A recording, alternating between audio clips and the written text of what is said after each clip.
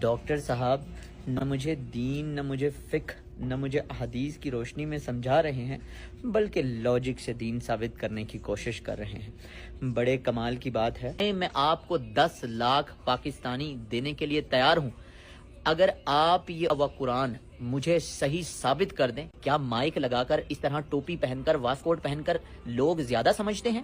تو آئیے دودھ کا دودھ، پانی کا پانی کرتے ہیں۔ حق آپ بھی بولتے ہیں، حق میں بھی بولتا ہوں، ایک ہی بار میں ختم کر دیجئے، میرا قلعہ کما کر دیجئے، نشست لگائیے۔ جان صاحب، آپ کی رسپانس ویڈیو میں نے دیکھی۔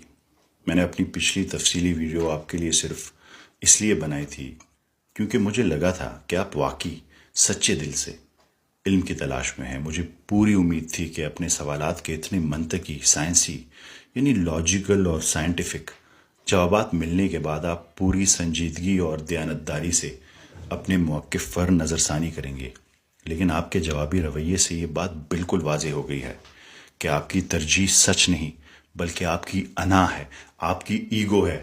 آپ حق کو ٹھکرا کر اس دنیاوی انا اور سستی شہرت کی خاطر اپنی آخرت کا سودا کر رہے ہیں۔ اور یاد رکھیں جان صاحب، آخرت کے بدلے دنیا کو چن لینا کائنات کا سب سے گھاٹے کا سودا ہے۔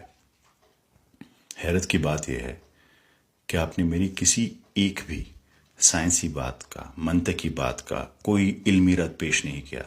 ناسا کی کائنات کی 6 سٹیجز، گریوٹی، رواسیہ، کانسٹیٹیوشن اور بائیلاس کے دلائل کو مکمل طور پر نظر انداز کر کے آپ میرے مائک کی آواز، میری ٹوپی اور میرے واسکٹ پر تنقید کرنے لگے۔ یہ پہلی بار نہیں ہے جان صاحب، آپ نے میری پہلی ویڈیو کے جواب میں بھی بالکل ایسا کیا، کوئی علمی رد پیش نہیں کیا، مجھ پر ذاتی تنقید کی۔ جان صاحب، علم اور فلسفے کی دنیا میں اسے ایڈ ہومینم فیلیسی کہتے ہیں۔ جب کسی شخص کے پاس دلیل ختم ہو جائے اور حقائق کوئی منطقی جواب اس کے پاس نہ ہو تو وہ موضوع سے ہٹ کر مد مقابل کی ذات اور لباس پر حملے شروع کر دیتا ہے، کیونکہ اس کی بات اس کے دل پر لگی ہوتی ہے اور اس کے پاس کوئی دلائل نہیں ہوتے اسے رد کرنے کے لیے۔ اس مقام پر میں آپ کا اپنا کیا ہوا ایک وعدہ یاد دلانا چاہتا ہوں۔ تو میں اپنے اکاؤنٹ کا اختتام کروں گا اور تمام ویڈیوز آپ نے کیمرے پر دنیا کے سامنے اعلان کیا تھا کہ اگر میرے سوالات کے جوابات مل گئے تو میں اپنا اکاؤنٹ اور ویڈیوز ڈیلیٹ کر دوں گا اور اللہ کے سامنے سجدہ ریز ہو جاؤں گا۔